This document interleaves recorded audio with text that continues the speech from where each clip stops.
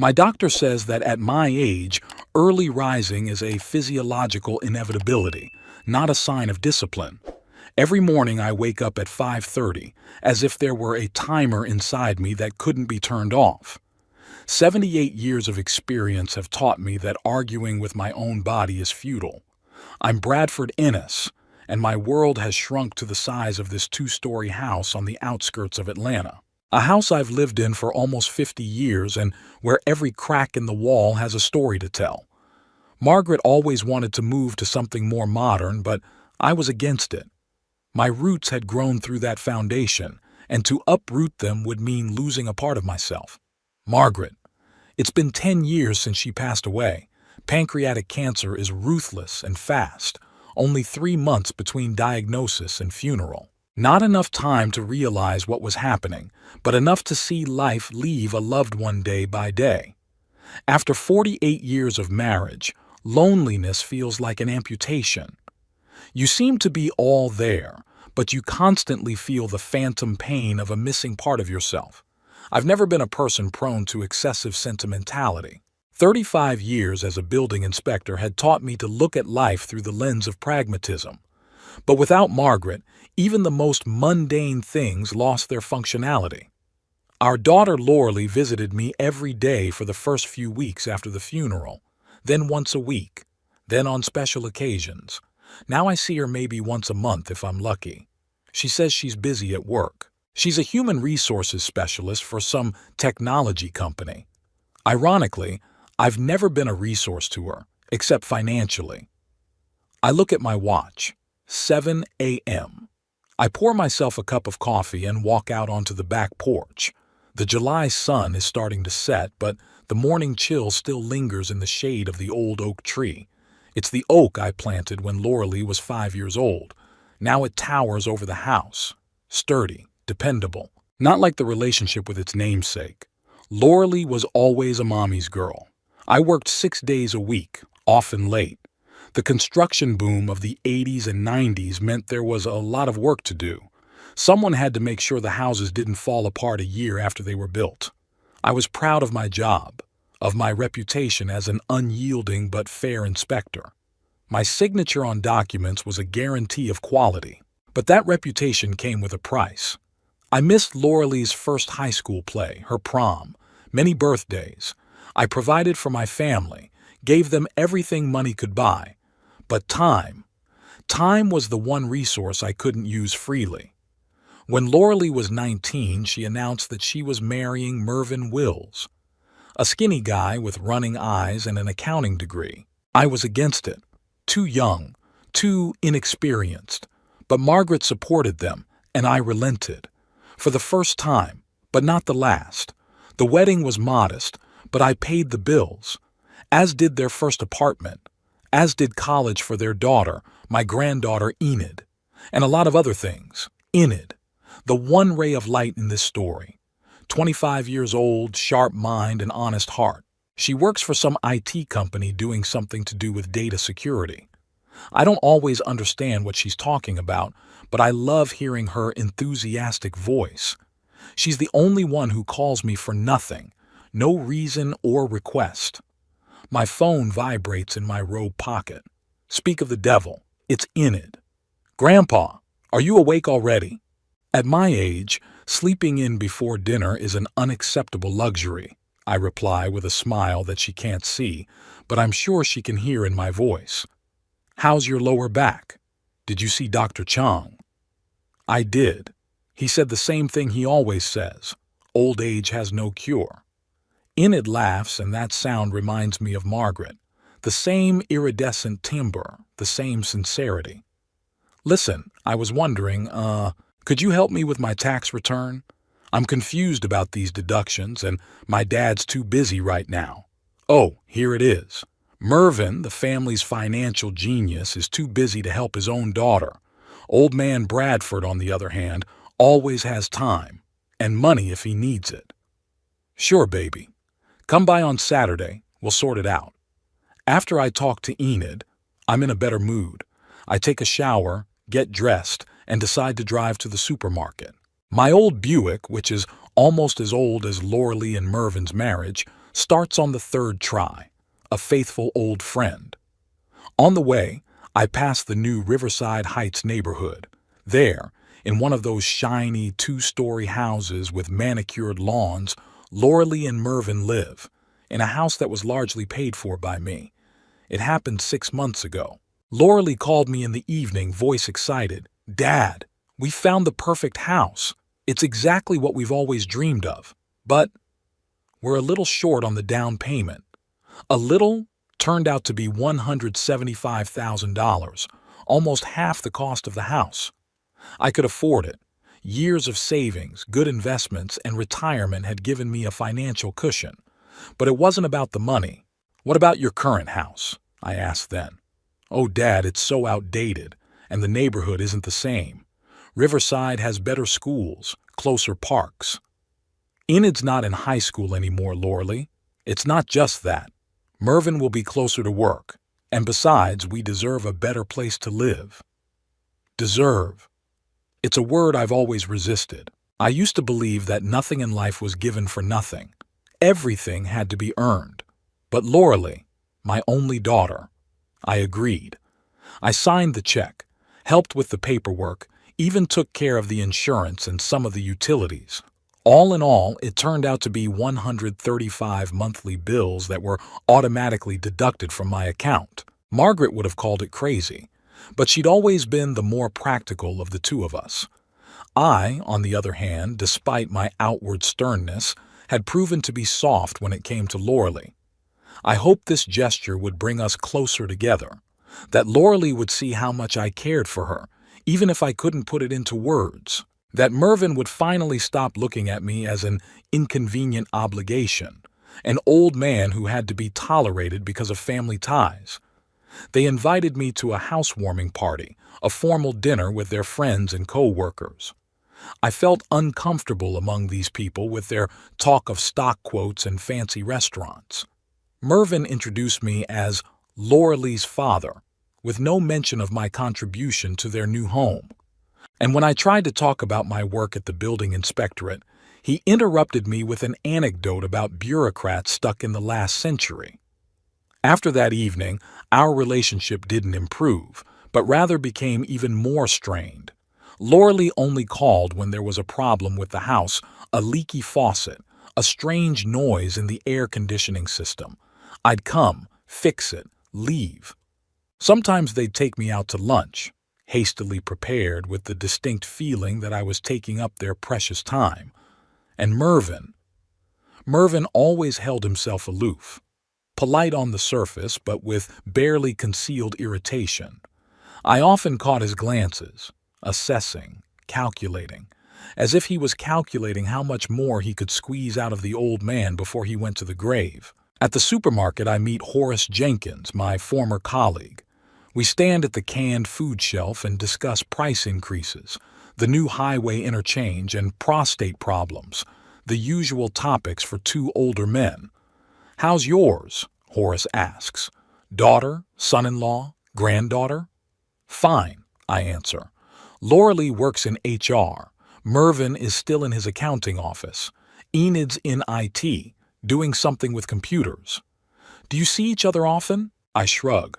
"On holidays. Sometimes on weekends." Horace nods understandingly. He has kids too, and his relationship with them isn't much better than mine. "My Jenny only calls when she needs money," he says with a bitter chuckle. "Last month she asked for a new car. I told her the old one was still good enough. She took offense, hasn't called in 3 weeks. We laugh, but there is no joy in that laughter. Only a shared understanding of the bitterness you feel when your children see you as an ATM machine instead of a human being. Back home, I see a message on my answering machine. It's Loralee, her voice sounding annoyed. "Dad, you promised to transfer the money to the gardener's account by the 15th, and today is the 17th. He's been calling, asking when the payment is due. Please deal with it today.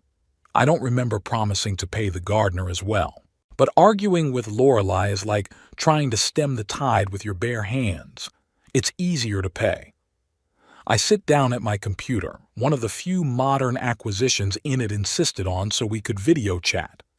I open the banking site, enter my credit card information.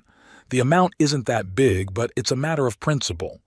When did it happen that I became just a funding source for them? I wire the money, but I don't call Laurel to let her know. I let the gardener tell her when he gets paid. In the evening, Enid arrives. No warning.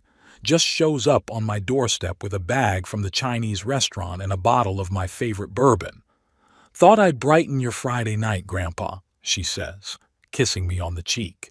We sit on the back porch, eating noodles straight out of cardboard boxes and watching the sun set behind the tree line. Enid talks about her job, her co-workers, a new project that might bring her a promotion. "And how are your parents?" I ask when the conversation naturally comes to this topic. Enid tenses up a little. "Normal. Dad's at work all the time. Mom is busy fixing up the house, ordering new furniture." "Do they like the new place?" "Very much," she pauses. "Grandpa, thank you for your help with the house. I know you gave them a lot of money." "It's family," I say, shrugging my shoulders. "What else is money for at my age?" Enid looks at me with a long, studying stare. "You know, sometimes I think they take your help for granted." I don't answer. What can I say? She's right, and we both know it. "You deserve more respect," she continues. "You've done so much for them." "For us," I correct her. "For all of you." She nods, but I can see the disagreement in her eyes. Enid has always been an observant girl. She sees what's going on in our family more clearly than I'd like. When she leaves, I sit on the porch for a long time, sipping bourbon and pondering how we got to this life. Where and when did I go wrong? Maybe I should have spent more time with Loralee as a child, less work, more being around her. Or was it Mervyn, his influence on my daughter? Or maybe I was just an inconvenient reminder of the past, of the times when they didn't have their own house in an upscale neighborhood, new cars and designer furniture.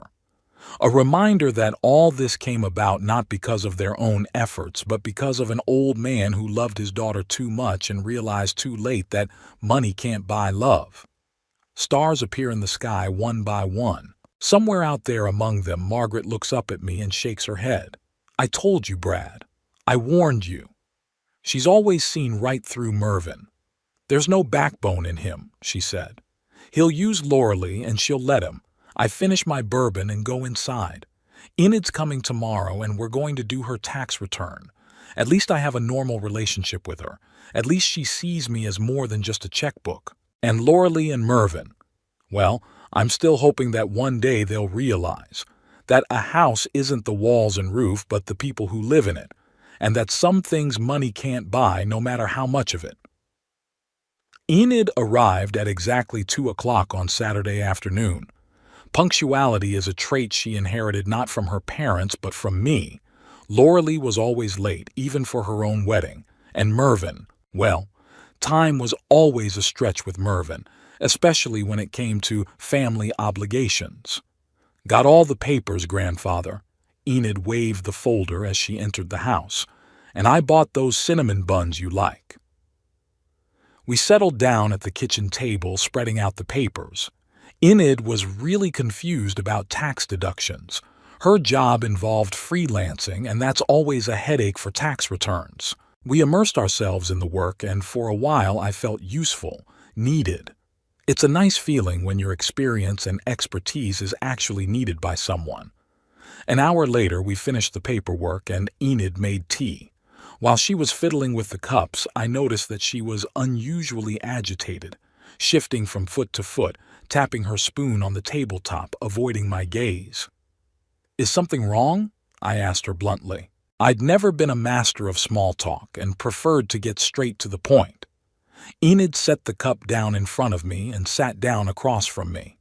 "It's nothing bad," she smiled, but it was tentative. "It's just, Dad got a promotion at work. He's been promoted to CFO of the entire division." I nodded. Mervyn was always looking to advance his career, and I knew he'd been aiming for that position for a long time. "That's good news. Tell him congratulations." Yeah, it's really great. Enid paused. They're having a dinner for it next Friday. A family celebration. Mom's making her signature roast. I waited for her to continue, guessing where she was going with this. I was thinking, I mean, I think you should come too. Enid looked at me hopefully. I'm sure they just forgot to invite you. Oh, that's it. I wasn't invited to the family reunion. It was a typical situation, but for some reason, it stung now. If they didn't invite me, then they don't want me there, I said, trying to keep my voice steady. Grandpa, you know Mom. She's always in her own thoughts, forgetting the important things. And Dad, well, he never organizes these things. I could see Enid was trying to smooth things over, but we both knew the truth. I wasn't invited, not out of forgetfulness, but on purpose. In any case, I'll tell them you're coming too. Enid smiled with feigned nonchalance. 7 o'clock next Friday night. It will be just us, no co-workers or outsiders. I looked at my granddaughter, the only person in this family who really considered my feelings and decided not to argue. For her sake, I was willing to swallow this bitter pill. All right, I said at last. I'll be there. Can I help you with anything? Maybe buy some wine or dessert? Enid brightened up. No, you don't need anything. Just come. It'll be great. After she left, I sat in the kitchen for a long time thinking about the situation. Mervin's promotion was certainly an important event for their family. The new position meant more money, more prestige. Perhaps now they would be able to pay the mortgage on their own, without my help. The thought brought up mixed feelings. On the one hand, it would be wonderful if they became financially independent. On the other hand, I realized that my financial support was one of the few threads that bound us together. If that thread was severed, would there be anything left? On Monday, I decided to buy a gift for Mervin. Despite our strained relationship, a promotion at work was a significant event and deserved to be recognized. I went to the mall, feeling a little uncomfortable among the brightly colored window displays and noisy visitors. What do you give on such occasions? Something practical or symbolic. I wandered from store to store, looking at cufflinks, too personal, diaries, too mundane, whiskey. Mervin preferred wine. Finally, I settled on an expensive fountain pen, a classic gift for a man who had been promoted. The saleswoman spent a long time wrapping the pen in a gift box, tying it with a ribbon. "For your son?" she asked with a smile. "For my son-in-law," I replied. "That's nice. He'll be so happy." I didn't dissuade her. Why ruin her idea of a happy family where father-in-law and son-in-law are best friends? At home, I put the box on the mantelpiece so I wouldn't forget to pick it up on Friday. The whole week went by with a strange anticipation. I even bought a new shirt, dark blue, with a small pattern. Margaret always said that color suited me. Thursday night, I was checking my email, a habit I'd acquired thanks to Enid. "Grandpa, this way we can communicate more often," she used to say when setting up my account for me a few years ago. Among the usual spam and mailings was a message from Lauralee. My heart squeezed for a moment. Maybe she had decided to officially invite me after all. I opened the email and read, "Dad, Enid said she invited you to our family dinner on Friday. I should apologize, but I'm afraid that's not possible. We had planned a small gathering for only the closest of people, and Mervin is very nervous about this evening. He doesn't want people outside of our immediate family to attend. Please understand and don't be offended. We'll be sure to have a communal dinner another time." I reread the message several times, not believing my eyes. People outside of our immediate family. I, her father, the man who raised her, educated her, helped her buy a house, was outside the family. And then there's that wording, "Mervin doesn't want to." Not "we decided," but "Mervin doesn't want to." A cold rage rose in my chest. I didn't get angry often, preferring restraint to emotional outbursts, but now I was truly angry, not so much by the rejection, but by the wording. It was as if I was some kind of outsider, an unwelcome guest rather than a family member. I was about to answer the letter to say what I'd been saying for years. But then I imagined Loralee showing my message to Mervyn, and the two of them discussing the old man who thinks too much of himself. No, I would not give them that pleasure. Instead, I wrote a short reply. I understand. Give Mervyn my congratulations on his promotion. No apology, no explanation, no emotion, just a statement of fact. After sending the message, I picked up the box and pen and put it away in my desk drawer. Perhaps someday I would find another use for it or another recipient. I spent the rest of the evening going through old photo albums. Here's Loralee at age 5, with pigtails and a gap-toothed smile. Here she is at her high school prom, so pretty in her blue dress.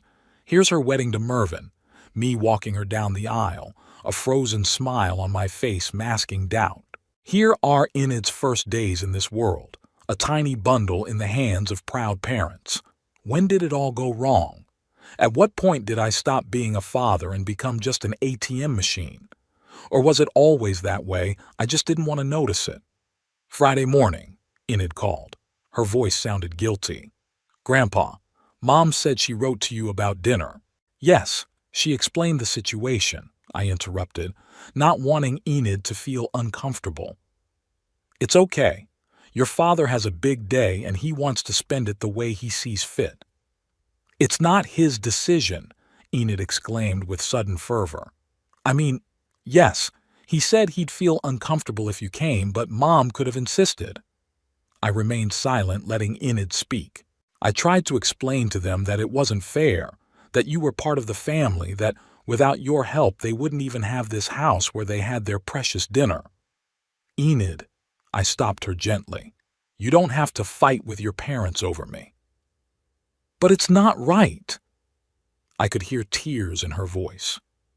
They're using you, grandfather, taking advantage of your kindness, your money, and then pushing you away when you make them uncomfortable. Her words were painfully accurate, but I didn't want her caught between two fires. Listen, baby, I've lived a long life and I've learned one important thing. You can't force people to like you or respect you. They either do or they don't. And no amount of money or gifts is going to change that. But they should. Should is a dangerous word, I said. There were a lot of things I should have done differently too. Spending more time with your mom as a kid, working less, talking more. Maybe things would have worked out differently then. Enid sighed. I still think it's unfair. Life is rarely fair, baby. But don't worry about me. I'm fine. I have my classes, my friends. It was a lie. I had hardly any friends left, most of them dead or moved closer to their children. But Enid didn't need to know that. Come to my place on Saturday, I suggested, changing the subject. I'll make my special lasagna, and we'll watch a movie together. I will, she agreed at once. I'll bring the wine.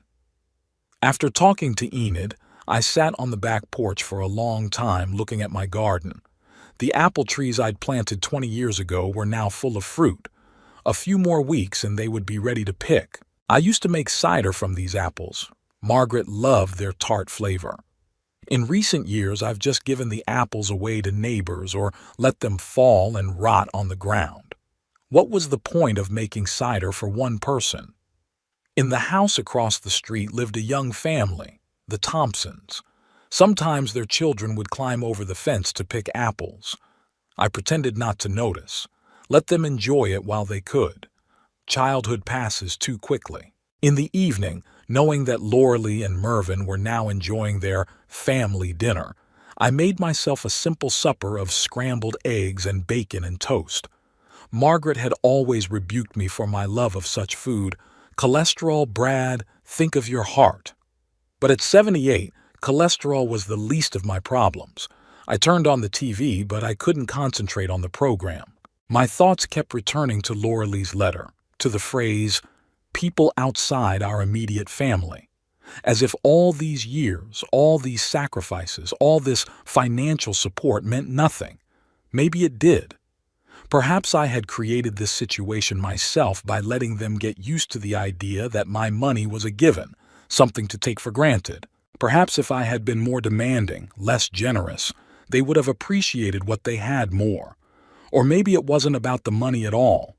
Maybe Mervyn just didn't want me around because I reminded him that his success, his new home, his comfortable life, was less the result of his own efforts than of the generosity of an old man he could barely tolerate. The phone rang, interrupting my gloomy musings. It was Enid. "Grandpa, I just wanted to make sure you were okay." "Sure, baby. I'm watching a documentary on World War II. It's very informative." "You're not sitting there alone and angry?" "I'm too old to waste energy on anger," I said. And it was true. I wasn't angry. I was disappointed, hurt, but not angry. "Dinner was awful," Enid said suddenly. Dad went on and on about his promotion, about what an indispensable employee he was, how much he was appreciated by his superiors. Mom pretended to be delighted even though I could see she was bored. And I thought about you all the time. "You didn't have to, baby. I had a great time tonight. I told them I'm coming to see you tomorrow." Mom made a face like I'd betrayed the family. I sighed. "Don't get yourself in trouble because of me, Enid. It's not because of you, Grandpa. It's because of them, because of the way they've become." After talking to Enid, I turned off the TV and went upstairs to the bedroom. On the bedside table was a picture of Margaret, her last picture taken a month before her diagnosis. She was smiling into the camera, and there was the same sincerity in her eyes that I'd seen in Enid's. "What would you do in my shoes, Maggie?" I asked the picture. Of course she didn't answer, but I knew Margaret well enough to imagine her reaction. She wouldn't have let Loralee and Mervyn treat her like that.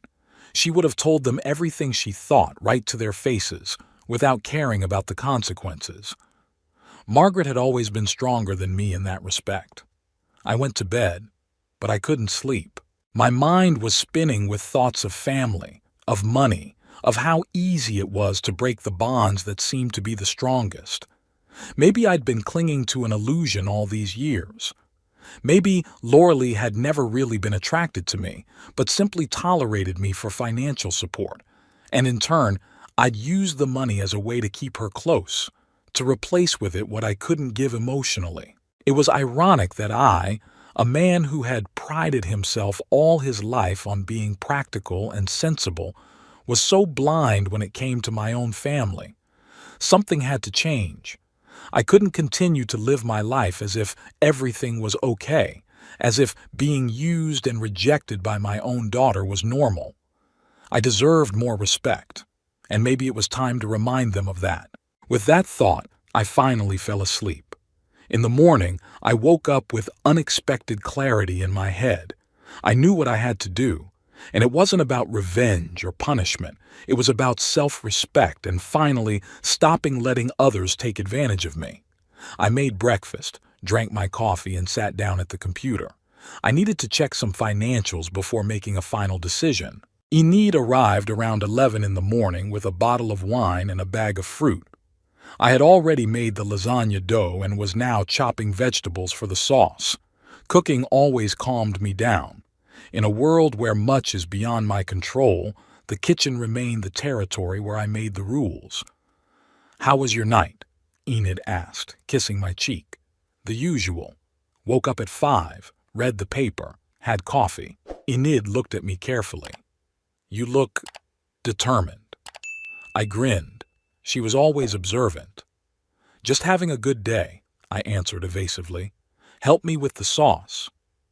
We cooked together, chatting about all sorts of little things, about a new movie Enid wanted to see, a strange neighbor who'd installed a unicorn statue in his yard, a book I'd recently read.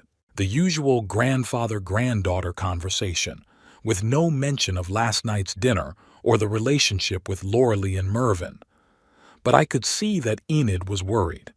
She cast studying glances at me now and then, as if trying to figure out what was going on in my head. When the lasagna was in the oven and we had moved into the living room with glasses of lemonade, the wine was left for tonight, Enid finally made up her mind. "Grandpa, I've been thinking about yesterday, about the way Mom and Dad treated you." I nodded, giving her a chance to continue. It was wrong and unfair, especially after everything you did for them. Life is rarely fair, baby. But that doesn't mean you should just accept it, she exclaimed with sudden fervor. You deserve better. I looked at my granddaughter, so young, so passionate in her defense of justice. At her age, I too believed that the world could be changed if you wanted it bad enough. You know, I said, deciding she deserved to know the truth. I've made my decision. This morning, Enid tensed. What decision? I'm cutting off financial support for your parents. All payments on their house, insurance, utilities, everything. She looked at me with wide-open eyes. You? Are you serious? Absolutely. I've already started the process of canceling the auto payments. I'll finish the rest tomorrow. Enid leaned back in her chair, considering my words. They're going to be furious, she said at last. No doubt. They may never forgive you. I shrugged. Is there anything to forgive? Don't I have the right to use my money as I see fit? Enid bit her lip. Of course you do. It's just, they're used to relying on your help. That's the problem, I said, feeling the long, restrained irritation rising in me.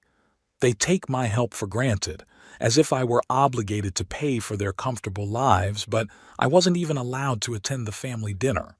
Enid didn't argue. She knew I was right. Instead, she asked, what should I do when they start asking me about you? Tell the truth, or say nothing. It's your decision. I don't want to put you in an uncomfortable position. She nodded and we moved on to other topics, but I could see that my decision bothered her, even though she understood its fairness. After lunch, Enid left. She had a meeting with friends planned. Left alone, I sat down at my computer and opened my bank account. It was time to take action. First, I canceled my mortgage auto payments, $2,300 monthly. Then the home insurance, $350.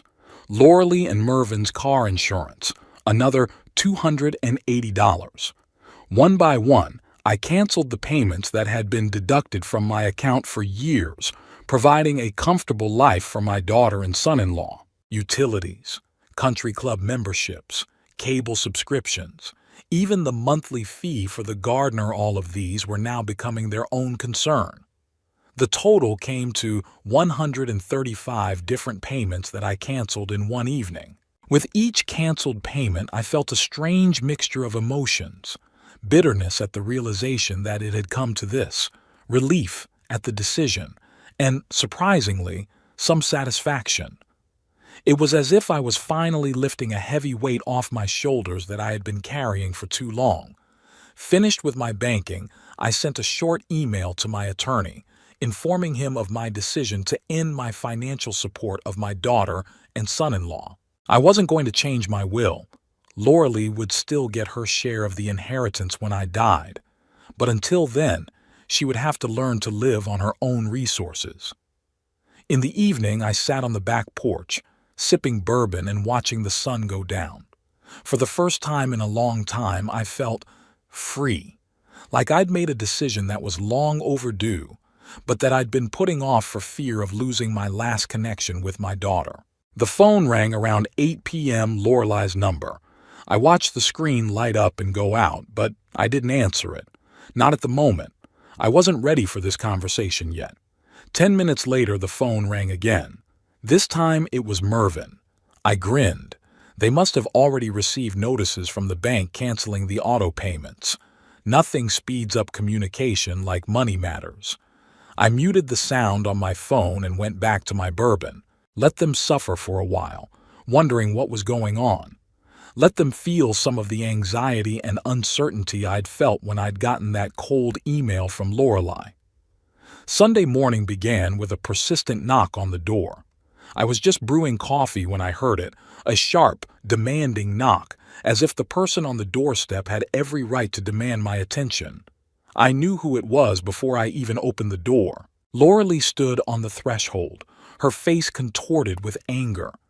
Behind her, by the car, Mervin's figure loomed. He didn't dare come any closer, but he didn't stay home either. "What have you done?" Lorelei blurted out instead of greeting me. I looked at her calmly. "Good morning, Lorelei. Don't you want to come in?" She squeezed past me into the hallway without taking off her shoes. Mervyn followed reluctantly, keeping his distance. "We got notices from the bank," Lorelei continued as I closed the door. "All auto payments have been canceled. All of them. Do you have any idea what that means?" "I do," I replied, heading for the kitchen. "Coffee?" "What the hell is coffee?" she exclaimed, following me. "We're talking about serious things. About our house. About our bills." "Your bills," I corrected, pouring myself a cup of coffee. "Not mine." Lorelei stared at me as if she were seeing me for the first time. "What happened to you? Why did you suddenly decide to cancel everything?" I took a sip of coffee, gathering my thoughts. Mervyn stood in the kitchen doorway, his face a mixture of anger and concern. "I've decided to withdraw my financial support," I said finally. "Mervyn has been promoted. You're both working. You have a steady income. You're perfectly capable of paying your own expenses. But this, it was an agreement," Lorelei exclaimed. "You promised to help us with the house." "I don't remember making that promise," I replied. "I helped you with the down payment and paid the bills for a while, but I never said I'd do it forever." Mervyn finally spoke up. "Is this about dinner? Is it because we didn't invite you?" I looked at him the first time I'd really looked at him in a long time. A thin man with balding hair and a permanently tense expression. The man who'd married my daughter 30 years ago and whom I'd never been able to love like a son. "No, Mervyn," I said calmly. "Not because of dinner. Because of everything. Because of the way you've treated me these past years. As an ATM machine, not as a person. As a person outside of your immediate family." Lorelei went pale. She recognized her own words from the letter. "Dad, I didn't mean—" "That's exactly what you meant," I interrupted her. "And you know what? You're right. I'm really out of your family. I was stupid enough to think that my financial support made me part of it. But now, I realize my mistake." Mervyn stepped forward, his face reddening. "You can't just cancel all the payments. We have obligations, deadlines, mortgages, insurance." "Your obligations," I said firmly, "not mine. I didn't sign your mortgage agreement. I didn't commit to your insurance. These are all your decisions, your responsibility." "But you promised," Lorelei exclaimed, and I could hear the panic in her voice. "You said you'd help us with the house." "And I did," I replied. $175,000 for the down payment, plus all the payments for the last 6 months. Consider it my gift. But there will be no more gifts." Lorelei looked at me as if I'd hit her. Then her expression changed from panic to anger. "You're doing this out of spite," she said, lowering her voice, "because we don't let you control our lives." I shook my head. "I never tried to control you. I just wanted to be a part of your life. But you've made it clear that you don't need me, only my money." "That's not fair," Lorelei exclaimed. "We always invited you to holidays, birthdays." "Out of a sense of duty," I finished for her. "Not because they wanted to see me, but because they felt it was their duty, a duty I was paying for." Mervyn stepped forward, his voice threatening. "You can't do this to us. We're your family, damn it." "No, Mervyn," I replied calmly. "You said yourself that I'm outside your family, and you know what? I've finally accepted it. You're free to live your life without me, and I'm free to use my money as I see fit." Lorelei burst into tears, loud, tearful tears like when she was a child and didn't get what she wanted. Those tears used to break my heart, to make me give in, to compromise, but not today. "Daddy," she sobbed, "please, we can't pay for the house ourselves. We'll have to sell it." "Maybe," I agreed. "Or find a cheaper house. Or Mervyn could ask for a pay raise to go with his promotion. You have options." "You're a cruel man," Mervyn hissed. "Always had been. Cold, calculating." I looked at him calmly. "And you, Mervyn, have always been a man who lives at other people's expense. First at your parents' expense, then Lorelai's, then mine. Maybe it's time you learned to stand on your own 2 feet. He jerked as if I'd hit him, and for a moment I thought he might lunge at me. But instead, he turned around and walked out of the kitchen. A few seconds later, the front door slammed. Loralee looked at me through her tears. "How can you do this to me? I'm your daughter, and I'm your father," I replied. "But that didn't stop you from writing that I'm outside your family." She lowered her gaze. "It was just a phrase. I didn't think—" "That's just it, Loralee. You weren't thinking. Not about my feelings, not about the fact that I could be anything more than a source of money." She wiped away her tears and her face took on a hard expression. "Okay, if that's how you want to play it, so be it. But don't expect us to come to your funeral. The blow was brutal, but I didn't show how much it hurt me." "That's your right," I said in an even voice. "Just like it's my right to decide what to spend my money on." Lorelai turned and walked out, slamming the door even harder than Mervyn had. I stayed in the kitchen, finishing my coffee, which was already getting cold. The phone rang an hour later. It was Enid. "Grandpa, are you okay? Mom and Dad just got home. They're furious." "I'm fine, baby. Are you?" Shocked, to be honest. I've never seen my parents like this before. Mommy crying, Daddy screaming betrayal and ingratitude. "What happened?" I sighed. "They came to see me." I explained my decision. "And they accepted it?" "Not exactly," I grinned. "They reacted more like children whose favorite toy had been taken away." Enid was silent for a moment, then said quietly, "Mom says you're doing this out of revenge, because you weren't invited to dinner. What do you think?" I think you have every right to control your money, and that your parents are too used to relying on you." I smiled. My clever girl. "Thank you, Enid. But I don't want you fighting with your parents over me." "They've already accused me of knowing about your plans and not warning them," she said bitterly. "Even though I only found out yesterday when it was too late to change anything. I'm sorry you have to be caught between two fires. Don't apologize. I'm an adult. I can handle it. I just wanted to make sure you were okay." After talking to Enid, I went out into the garden. It was a clear, warm day, and the apple trees in the far corner of the property were starting to turn red with ripening fruit. I decided I would make cider this year, not for Margaret, but for myself, and maybe for Enid. The phone rang several more times throughout the day. Loralee, then Mervyn, then Loralee again. I didn't answer it. What else was there to say? Everything had already been said this morning. In the evening came a message from Mervyn, a long one, full of threats and accusations. He wrote that he would contact a lawyer, that I had broken the verbal agreement, that they would sue me for financial fraud.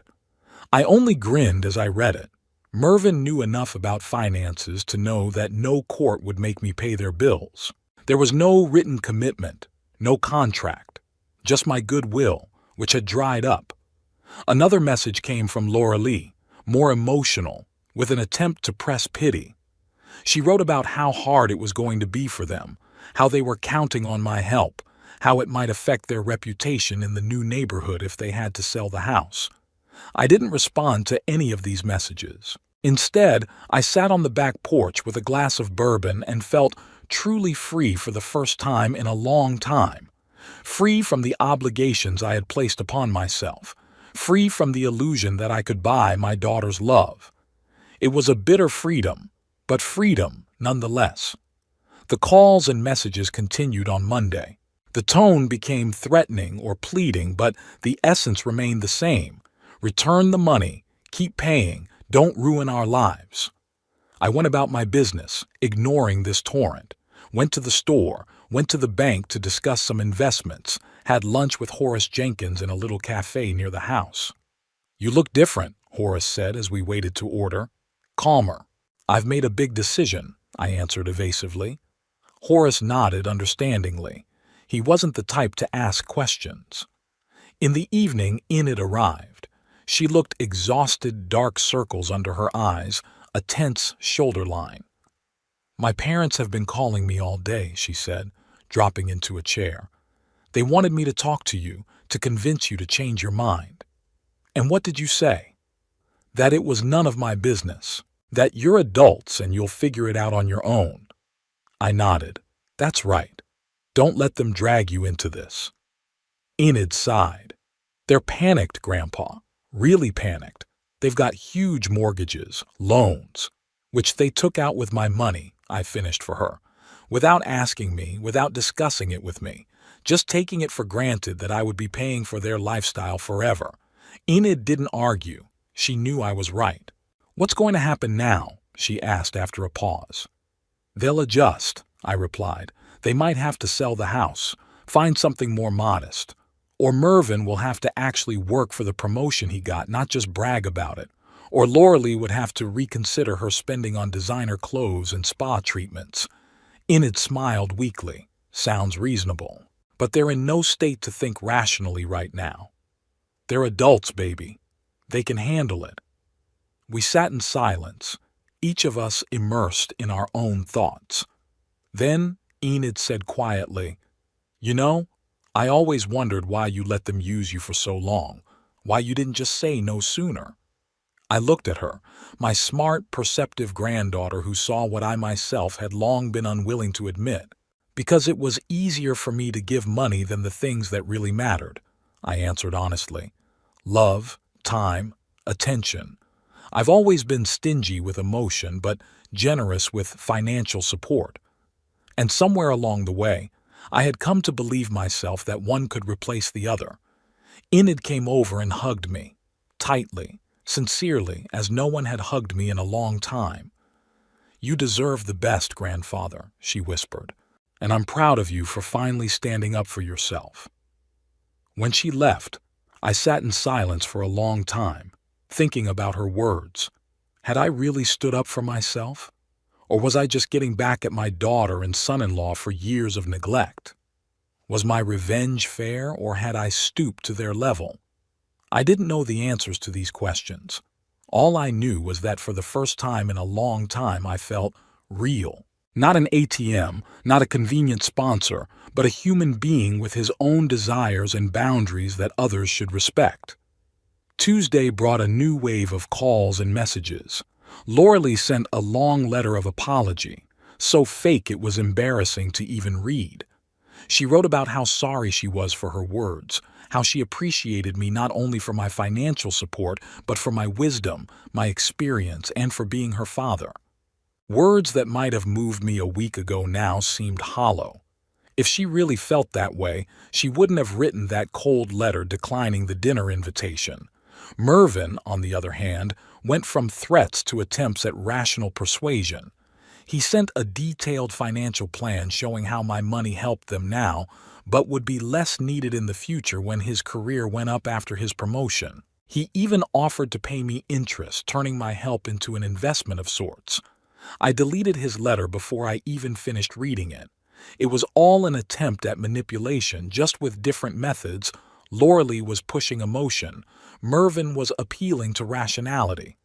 But the goal was the same, to get access to my wallet back. By Wednesday, the calls became less frequent and the messages shorter and angrier. They were apparently beginning to realize that I wasn't going to change my mind. Loralee sent a text accusing me of never truly loving her, of always prioritizing money over family.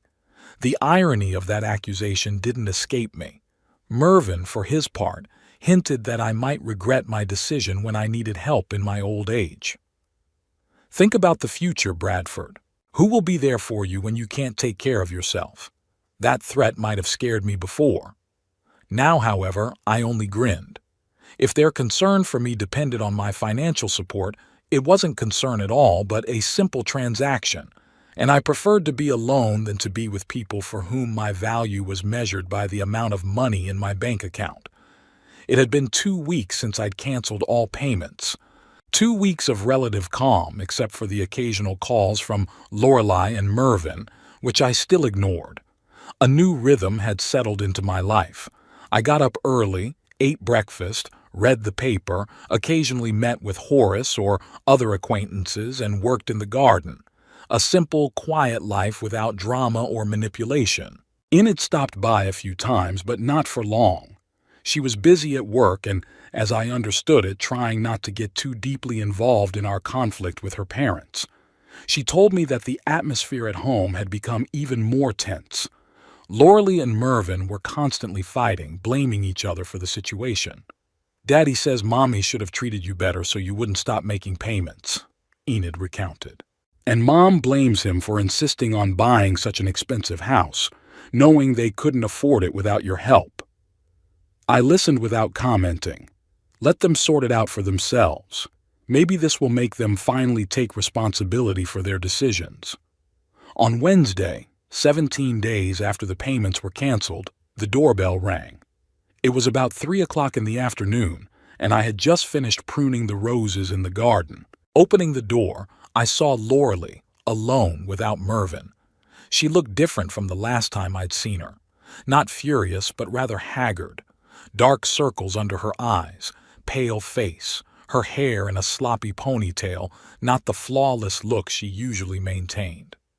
"May I come in?" she asked quietly. I stepped aside, letting her into the house. We walked into the kitchen, the same place where our last conversation had taken place. She sat down at the table. I remained standing, leaning against the countertop. "Would you like some tea?" I asked, more out of politeness than a desire for a treat. She shook her head. "No, thanks. I came to talk about the situation." I waited for her to continue without helping her start the conversation. "Dad, we're in serious financial trouble," she finally said. "The bank sent us a mortgage delinquency notice. Another month and they could start foreclosure proceedings." I nodded, but didn't respond. It was expected. "We've been trying to rearrange the budget," she continued.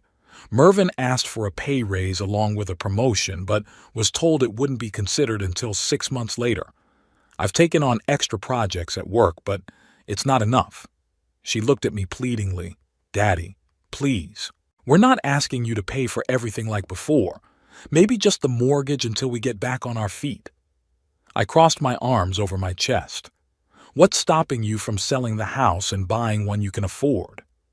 Loralee sighed.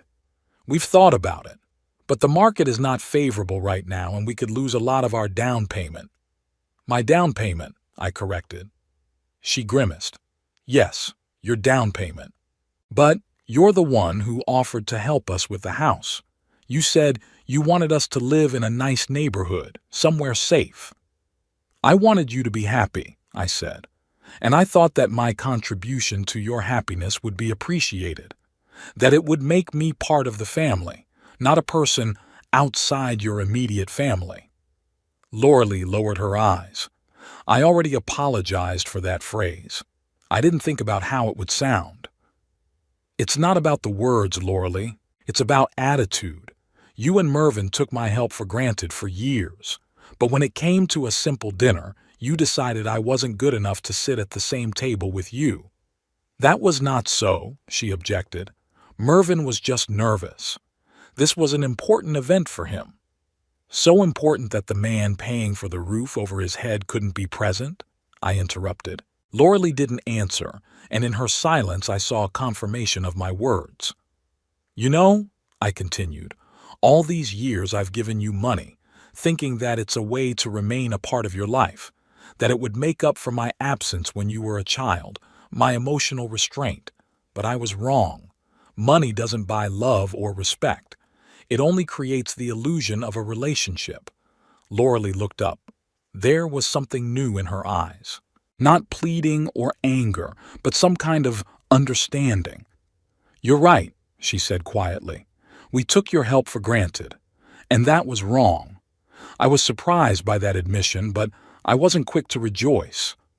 Too often in the past, Lorelei had said what I wanted to hear in order to get what I wanted. "But now we're really in trouble," she continued. "And I'm asking you to help us, not because I think it's your responsibility, but because you're my father, and I hope you still care about us." I looked at my daughter, no longer a young woman, a mother of a grown daughter, a professional with a good career. And yet she sat in front of me like a child waiting for Daddy to solve all problems. "Loralee, I said at last. You're 53 years old. Mervyn is 56. You both work. You have a steady income. If you can't afford this house without my help, then you shouldn't have bought it. It's not my responsibility to support a lifestyle you can't provide for yourself. Her face changed from pleading to annoyance. Is that how you see it? As a lesson in financial responsibility? I look at it as reality, I replied. You're adults who made a choice and now have to live with the consequences. What about your choices? She suddenly blurted out. You chose to work 6 days a week when I was a kid. You chose to miss my school recitals, my birthdays, my big moments. You chose to be an absent father, and now you resent me for not including you in every aspect of my life? Her words hurt because there was some truth in them. I did work too hard when she was little, but that wasn't the whole truth.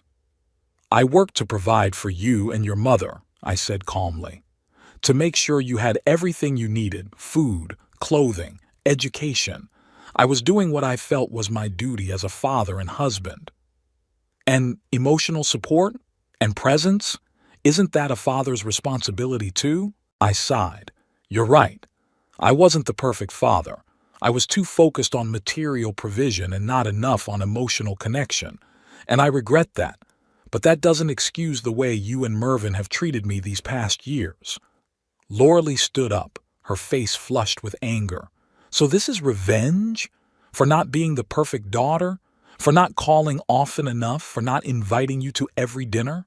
No, I shook my head. This isn't revenge. It's just a decision to stop pursuing relationships that hurt me, to stop being used by people who only see me as a source of money. It's not fair, she exclaimed. We didn't see you only as a source of money. You're my father, Enid's grandfather. Who wasn't invited to the family dinner, I finished for her. Who's called the man outside the family, the one you only call when you need money or help with the house. Lauralee fell silent, looking at me with a mixture of anger and confusion. Then her shoulders slumped and she said quietly, Okay, I understand your position. We'll sell the house, find something smaller, cheaper. I nodded, feeling neither joy nor satisfaction at her surrender. It's a reasonable decision, but I want you to know, she continued, and there was a note of steel in her voice, that this is going to change our relationship, forever. You chose money over family, and I won't forget that. I shook my head. No, Lauralee, I chose self-respect over exploitation, and if that means the end of our relationship, then it was never real. She turned and walked out of the kitchen. A few seconds later, the front door slammed. I was left standing there feeling a strange mixture of sadness and relief. Sadness that my only daughter couldn't or wouldn't understand my feelings, and relief that I had finally expressed everything I had accumulated over the years. In the evening, Enid called. Mom came back from your place very upset. What happened? I sighed. She came to ask for money for the mortgage. I said no. That's what I thought, Enid said. She and Dad are now discussing selling the house. The atmosphere is tense, to say the least. I'm sorry you have to be in the middle of it, I said sincerely. Don't worry about me. I'm already thinking about getting my own apartment. At 25, it's time to start living on my own. The thought made me happy and sad at the same time. Happy because Enid deserved to be free and independent. Sad because moving out would mean I'd see her less often. Just don't rush into a decision because of this situation, I advised. Give your parents time to adjust to the new circumstances. It's not just that, she said. I've been thinking about moving for a long time. It's just that now, when they're fighting all the time and trying to drag me into their squabbles, the thought of having my own space is especially appealing. I understood her feelings. Margaret and I never argued in front of Lauralee, even when we seriously disagreed with each other. We believed that children should be protected from adult conflict. Apparently, Lauralee and Mervyn didn't share that principle. Anyway, Enid continued, I was wondering, maybe you could talk to Mom again. Maybe find some kind of compromise. I'm not asking you to pay all their bills again, but maybe some temporary help until they sell the house. I appreciated her attempts to make peace, but I knew that compromise in this situation would only delay the inevitable. Enid, I understand that you want to help, but your parents need to learn to live within their means. Any help from me now will only maintain their illusion that they can continue to live as they used to, at my expense. She sighed. I understand. It's hard, seeing a family fall apart. A family doesn't fall apart, baby, I said softly. It's just changing, maybe for the better. Sometimes you have to go through hardships to find a healthier way of being. After talking to Enid, I sat on the back porch for a long time, watching the sun set over the horizon. Lauralee's words about me choosing money over family echoed in my head. Was that really how she saw the situation? Or was it just another attempt at manipulation to make me feel guilty? Perhaps the truth was somewhere in the middle. I wasn't the perfect father when she was growing up. I did work too hard, too little present emotionally. But she wasn't the perfect daughter either, especially in her later years. We both made mistakes. We were both responsible for the state of our relationship. But one thing I knew for sure. I wasn't going to go back to the old model where my value to them was measured by the amounts on bank checks. If our relationship couldn't exist without my financial support, then it wasn't worth preserving at all. The next few days passed in silence. Neither Lauralee nor Mervyn called or wrote. Enid stopped by once, but not for long. She was busy at work and, I understood, trying to stay out of the domestic drama. Sunday night, as I was getting ready for bed, the doorbell rang. When I opened it, I saw Mervyn, alone, without Lauralee. He looked tired but determined. "Can I come in?" he asked. "We need to talk." I let him in and we went into the living room.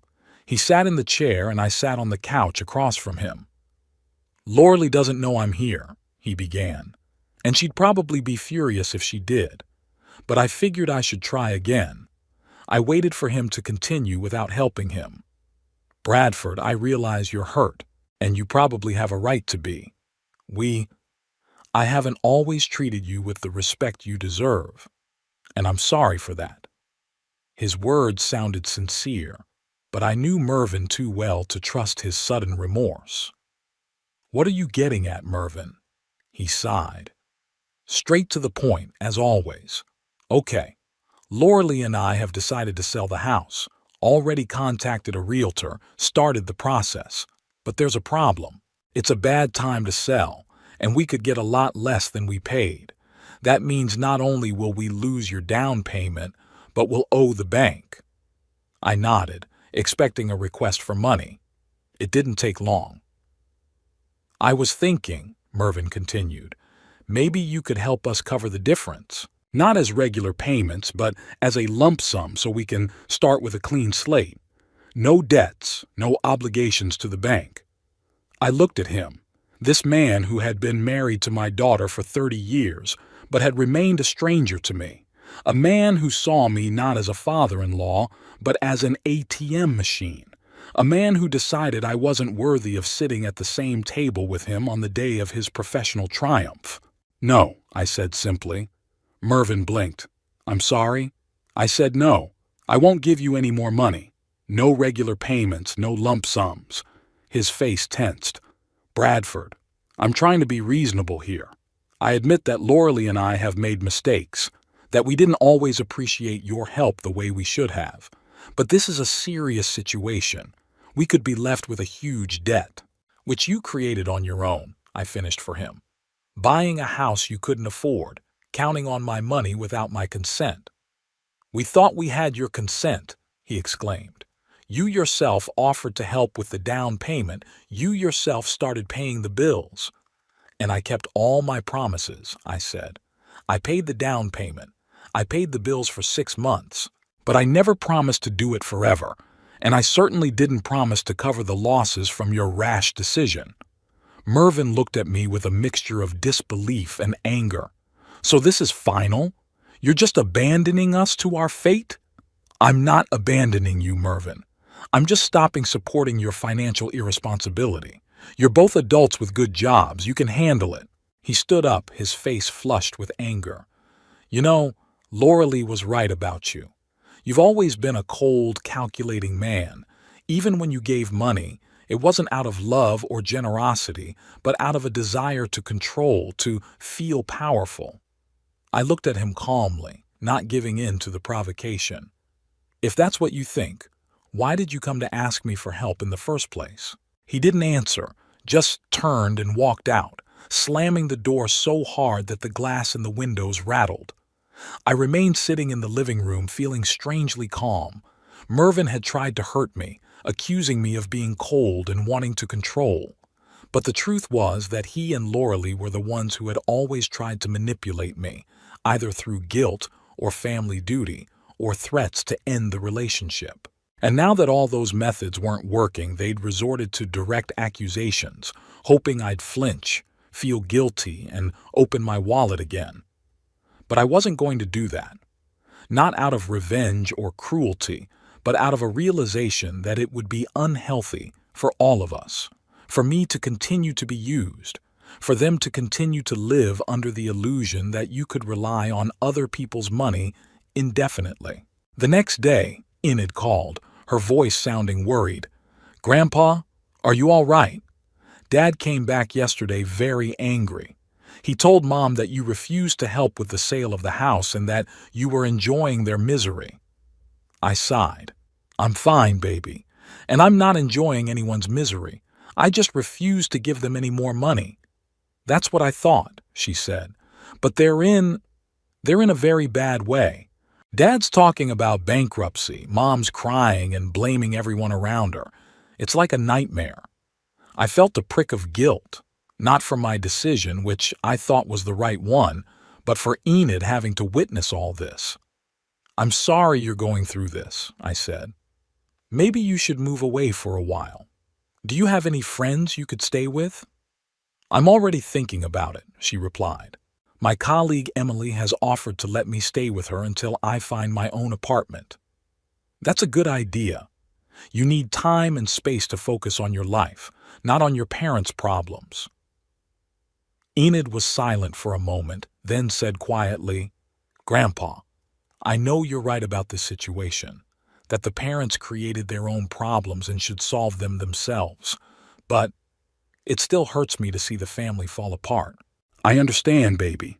It hurts me too. But sometimes you have to go through pain to find a healthier path." After talking to Enid, I sat in my favorite chair for a long time, reflecting on the situation. Perhaps I had been too harsh with Mervyn yesterday. Perhaps I should have offered some compromise, some limited help. But then I remembered all the years of neglect, all the times they'd used me, all the times I'd felt needed just because of my wallet. And I realized I had done the right thing. I couldn't continue to maintain this unhealthy dynamic. I couldn't keep being their financial safety net, allowing them to live beyond their means. I couldn't keep giving money to people who didn't respect me enough to invite me over for family dinner. It was a painful truth, but a truth nonetheless. And sometimes you have to accept the pain in order to move on. A few days later, Enid announced that she was moving in with a friend. Lauralee and Mervyn had officially put the house on the market and were looking for something more affordable. Their relationship was strained and they were constantly fighting, blaming each other for their financial problems. "Mom still says you're doing this out of revenge," Enid recounted. "And Dad blames her for not being a considerate enough daughter. It's like a vicious cycle of accusations and no one wants to take responsibility." I wasn't surprised. Lauralee and Mervyn have always been masters in the art of shifting blame. But this time, I wasn't going to be their scapegoat or their savior. I chose a different path, the path of self-respect and healthy boundaries. And even though it was hard, even though it hurt us all, I knew it was the right decision in the long run. Maybe one day Lauralee and Mervyn will realize that. Maybe they'll learn to live within their means, to take responsibility for their decisions, to build a relationship based on mutual respect rather than financial dependence. And if they don't, well, I did the best I could. I gave them a home, an education, support. I've been there for them when they needed me, not always emotionally, I admit, but always financially. And now it's time for them to learn to stand on their own 2 feet. It's been a month since Lauralee and Mervyn put the house on the market. A month with no calls, no requests for help, no accusations. Complete silence, broken only by occasional visits and calls from Enid, who kept me in the loop. It was a surprisingly warm October morning. I was sitting on the back porch with a cup of coffee, watching 2 thrushes arguing over the last berries on a bush. The phone vibrated, a message from Enid. "Grandpa, they finally sold the house. Much cheaper than they wanted. Moving this weekend to an apartment in Brookhaven." I sipped my coffee, feeling strangely indifferent to this news. Not long ago, I would have felt a prick of guilt or anxiety. Now, nothing. It was like we were talking about strangers. "Aren't you being a little hard on them?" Horace Jenkins asked me yesterday when we were playing chess in the park. A daughter, after all, the only one.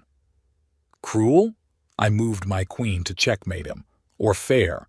Where is the line where self-respect becomes cruelty? Horace scratched his chin thoughtfully. "You may be right. I'm just afraid you'll be alone." "I am not alone," I replied, smiling. "I have Enid, and I think I've made some new friends. Yes, new friends. Who would have thought that at 78 you could start a new chapter of life?" It all started with an announcement in the local library. "The Classical Literature Lovers Circle invites new members," read a modest leaf on the bulletin board. I signed up, not particularly expecting anything interesting, just to occupy my time. The first meeting exceeded all expectations. 8 people, all around my age, gathered to discuss Dickens's A Tale of Two Cities by Dickens. The conversation quickly turned from literary analysis to a philosophical discussion about sacrifice, loyalty, and the choice between duty and personal happiness. "What do you think, Mr. Ennis?" asked the circle leader, Eleanor Greenwood, a 75-year-old widow with lively brown eyes and a quiet but confident voice. "Would you agree with Carton's choice?" I wondered. "I think each of us has sacrificed something for others at least once in our lives. The question is how many times we can sacrifice before we lose ourselves." My answer sparked a lively discussion. After the meeting, Eleanor approached me. "Interesting thought, Mr. Ennis. Many people think of self-sacrifice as an unconditional virtue, but rarely think about its limits." "Please call me Bradford," I said. "Mr. Ennis sounds too formal for a man of my age." "Then you can call me Eleanor," she smiled. "Would you like to have a cup of tea in the cafe across the street? I think our conversation has just begun." So began our weekly meetings, first in the circle, then in the cafe, then for walks in the park. Eleanor turned out to be an amazing woman, a former English teacher who traveled half the world after retirement, a keen collector of rare editions of Dickens. "My daughter thinks I'm crazy," she laughed as she showed me her collection. "Spending money on old books when you could buy a new TV set." "And what do you say to her?" I asked. "That the TV will be obsolete in 5 years and these books will outlive us all." She gently ran her hand over the spine of the first edition of Oliver Twist. I'd long since given up trying to convince her of anything, though. Grown children have a right to make their own mistakes. That phrase made me wonder, did I really give Lauralee the right to make mistakes? Or was I always trying to control, guide, correct first with parenting, then with money? In mid-October, Enid invited me to dinner at her new apartment, small but bright and cozy, overlooking the park. "Are you settling in?" I asked, helping her set the plates down. "Slowly," she nodded. "I feel grown up and independent at last." "At 25 it's time," I grinned. "Some people don't become independent at 50, she said, and we both knew who we were talking about. At dinner, Enid told me that Lauralee and Mervyn had already moved into a new apartment, a 2-bedroom, in an old building with no elevator overlooking the parking lot. "Mom's terrified of the neighborhood," Enid said. She says the neighbors are too loud and the entryway smells like cats. What about Mervyn? I asked. Strangely, he seems to be adjusting more easily. He says he's wanted to live closer to work for a long time, and also, she hesitated. What? He got a second job. He's doing some financial consulting for a construction firm. Weekends. I raised my eyebrows in surprise. Mervyn, who'd always thought weekend work was sacrilege, was now taking on extra projects. They'll pull through, I said, and it wasn't a consolation but a statement of fact. They're both working. They have a steady income. They just have to learn to live within their means. You know, Enid said thoughtfully, I never thought I'd say this, but maybe your decision will be good for them. They're really working together as a team for the first time in years. Mom's even started cooking, can you believe it? I grinned, remembering how Lauralee always ordered takeout, thinking the kitchen was a waste of time. People adapt, I said, especially when there's no choice. After dinner, we drank tea on the small balcony. It was a warm fall evening and the streetlights were burning in the park across the street, casting yellow light on the yellowing leaves. I met Noah, Enid said suddenly. He works in the same office as me, but in a different department. What do you think of him? I asked, noting the blush on her cheeks. He's special, smart, kind, with a sense of humor. And he likes old movies, you know? We saw Casablanca last weekend. Sounds promising, I smiled. I'd like to meet him. You will? Enid nodded. Maybe next weekend. We could have dinner together. She paused. Maybe you could invite your Eleanor. Now it was my turn to blush. My Eleanor? What makes you think she's mine? Grandfather, you mentioned her name 5 times this evening, Enid laughed. And each time your face changed. Am I really that predictable? For those who love you, yes, she took my hand. I'm happy for you. I really am. As I walked back home, I thought about the upcoming dinner. What would Eleanor say? Would it be too soon to introduce her to Enid? But somehow, the thought of the 2 people closest to me meeting only gave me a warm sense of anticipation. At home, the red light on the answering machine was blinking. One message from Eleanor. Bradford, you left your book at my place. Can you come over tomorrow? I'll bake an apple pie. I smiled. Maybe I'm not as bad at building relationships as I'd always thought. The next morning, I picked apples from my orchard for Eleanor, who wanted to try her grandmother's cider recipe. This year's crop was excellent, and the apples were large and juicy. I heard the sound of a car pulling up and turned around to see Lorelai's car. My heart clenched, but not with joy or excitement, but with wariness. Why had she come? Was she asking for money again? Lauralee got out of the car alone. She was wearing a simple dress instead of the usual designer outfits. Her hair gathered into a simple ponytail. She looked ordinary, like a middle-aged woman living an ordinary life. Daddy, she said, stopping a few steps away from me. Lauralee, I nodded, not knowing how to start the conversation. Enid said you had a good crop of apples this year. I looked at the basket of apples, then back at my daughter. Yes, not bad. I was wondering, maybe you could share a few? I want to bake a pie for Mervyn. He's been working so hard lately. This request was so unexpected, so unlike Lauralee, that I was speechless for a moment. Sure, I said finally, pointing to the basket. Take as many as you need. She stepped closer, picking out apples. I noticed that her hands, always so well-groomed with impeccable manicure, now looked different. The skin was a little coarse, the nails shorter. How's your new apartment? I asked, just to break the silence. Small, she answered with a wry smile, and noisy, but we get by. I nodded, not knowing what else to say. Enid says you've made a friend, Lauralee said suddenly. Eleanor, right? Yes, I felt my shoulders tense. We met at the library. That's good. I'm happy for you. We stood in awkward silence, two people bound by blood but separated by years of misunderstandings and resentment.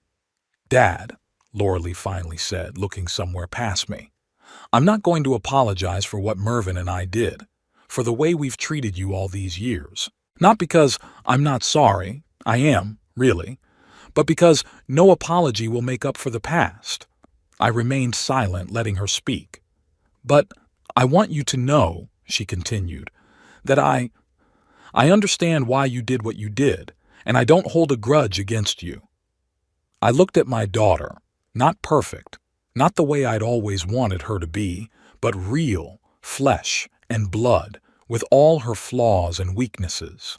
"I don't hold a grudge either, Loralee," I said finally. "We've both made mistakes. I worked too hard when you were little. I talked too little about my feelings, tried to replace emotional intimacy with material support." She nodded, and in her eyes I saw understanding, perhaps for the first time in years. "What now?" she asked quietly. I shrugged. "I don't know. We go on with our lives. You and Mervyn are learning to stand on your own 2 feet. I'm finding new interests, new friends. Without me." It wasn't a question, it was a statement. "Yes, without you," I agreed. "And maybe it's better for both of us. Sometimes you need distance to see things clearly." Lorelei picked up the basket of apples and headed for the car. At the door, she turned around. "I'm still your daughter, Daddy, no matter what happens." I nodded. "And I'm still your father, but that doesn't mean we have to be a part of each other's lives." She got into the car and drove away without another word. I was left standing in the middle of the orchard with a half-empty basket of apples and a strange feeling in my chest, not joy or sadness, but something in between, as if the load I had been carrying for so long had become a little lighter. Saturday night we gathered at my house, me, Eleanor, Enid, and her new friend Noah. I made lasagna from Margaret's recipe. Eleanor brought a salad and her famous apple pie, Enid and Noah a bottle of good wine. Noah turned out to be a pleasant young man, tall, lean, with attentive eyes behind the glasses. He worked as a cybersecurity specialist, knew 3 languages, and was fond of classical jazz. Watching him look at Enid, I felt a strange satisfaction. They reminded me of Margaret and me when we were young. The same looks, the same smiles, the same easy banter with each other. "Your granddaughter is a wonderful girl, Mr. Ennis," Noah said as we stepped out onto the porch while the women set the table. "The smartest and kindest person I know." "Yes," I agreed. "She's the best thing about our family." "She told me about the situation with her parents," Noah said carefully. "That must have been hard for you." I looked at him with a new respect. Most people would have avoided the subject. "It was hard," I admitted. "But sometimes you have to go through pain to find a better way." Noah nodded. "My family isn't perfect either. My father left us when I was 10. My mother raised me and my sister alone. I know what it's like when family relationships don't match the picture from the commercials." "And how did you cope?" I asked with genuine interest. "We accepted reality as it is," Noah shrugged. "We realized that family isn't always about blood ties. Sometimes it's the people you choose." His words echoed in me. Wasn't that what I was doing right now? Creating a new family of people I'd chosen myself. Eleanor, friends from the reading circle, Enid, who was more of a friend than just a granddaughter. The dinner was surprisingly easy and enjoyable. We talked about books, about music, about Eleanor's travels, about Enid and Noah's work. I told stories from my days as a building inspector. Eleanor shared memories of her students. No tension, no need to hide my thoughts or feelings, no awkward pauses or strained smiles. After dinner, when Enid and Noah left, Eleanor and I stayed on the back porch, sipping wine and looking up at the stars. "They're a beautiful couple," she said, "and your granddaughter is a wonderful girl. You should be proud of her." "I am," I replied. She inherited a lot from her grandmother. The same directness, the same sense of justice. And I suspect the same stubbornness from her grandfather, Eleanor smiled. Perhaps, I grinned, though I prefer to call it integrity. We laughed and the conversation moved on to other topics. But thoughts of Enid and her parents stayed with me. I thought about how strange life is, how we can be so close in blood and so far apart in spirit. How my granddaughter understood me better than my own daughter. How Loralee, despite my best efforts to provide for her financially, had never been able to see me as anything but a source of money. It was a bitter thought, but not as painful as it used to be. Time and distance had done its work, softening the sharp edges of memories, turning anger and resentment into philosophical acceptance. "What are you thinking about?" Eleanor asked, noticing my silence. "About family," I answered honestly. "About how we choose our paths, our connections.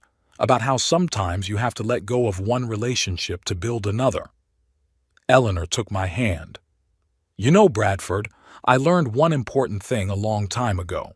Sometimes the wisest choice is not to try to change people or situations, but to accept them as they are and move on." I squeezed her hand in return, feeling a calmness spill inside. Not happiness was too loud a word for what I was experiencing. More like peace, acceptance, a realization that life goes on despite all the losses and disappointments. In late October, Eleanor and I went to a classical music concert at the local Philharmonic. It was my first going out in years. I wore my best suit. Eleanor was in an elegant navy blue dress. After the concert, walking through the night park, she asked, "Do you ever miss Loralee? The times when you were closer?" I wondered. "Sometimes. But I don't miss the real Loralee. I miss the daughter I wanted to have. The idealized image that never existed." "I understand," Eleanor nodded. "My daughter lives in Seattle. We call once a month, see each other at Christmas. We have a polite but distant relationship. Sometimes I wish we were closer, but then I remind myself that you can't make someone else love you the way you want them to." "Exactly," I agreed. "You can offer your love, but you can't demand reciprocation. It's a lesson I learned too late." "But not too late to start living up to it," Eleanor smiled. We reached her house, a small but cozy cottage with a garden full of chrysanthemums. "Would you like to come in for a cup of tea?" she asked. "I'd love to." Inside it was warm and smelled of books. Her collection took up all the walls of the living room. While Eleanor made tea, I looked at the pictures on the mantelpiece. Young Eleanor and her husband, their daughter in her prom dress, their grandson on his bicycle. "Your family?" I asked when she returned with the tray. "Yes," she nodded. "George died 15 years ago. Lung cancer, smoked all his life. Daughter Olivia lives in Seattle, works as a lawyer. Grandson Ethan is in college." "Do you miss them?" "Every day," she set the tray on the table. "But I've learned to live my life without dwelling on what I don't have. I travel, I read, I take a class at the library, I visit them for the holidays. It's, enough." I knew what she meant. It wasn't perfect, it wasn't what we dreamed of, but enough. Enough to make life meaningful, to give me a reason to get out of bed every morning. Coming home late at night, I felt a lightness in my chest, as if the heavy weight I'd been carrying for years had finally been lifted. Not because I'd forgiven Loralee and Mervyn, I wasn't sure I'd ever fully forgive them. And not because I had found in Eleanor a replacement for Margaret. No one would ever replace my wife. No. This lightness came from realizing that I had finally begun to live for myself, not as an ATM for ungrateful relatives, not as an eternally guilty father, not as a shadow of my past, but as a human being with my own desires, interests, boundaries, a man who deserves respect and has the right to demand it from others. At home, I sat on the back porch, in the same chair where I had once spent evenings with Margaret. The night sky was studded with stars, the air cool and fresh. A dog barked somewhere in the distance, and quiet music played in the house next door. I closed my eyes, breathing in the smell of fall, fallen leaves, smoke from fires, ripe apples, and for the first time in a long time I felt not only the bitterness of loss, but also a calm, confident acceptance of life as it is, with all its imperfections and unpredictable twists and turns, with all its losses and gains.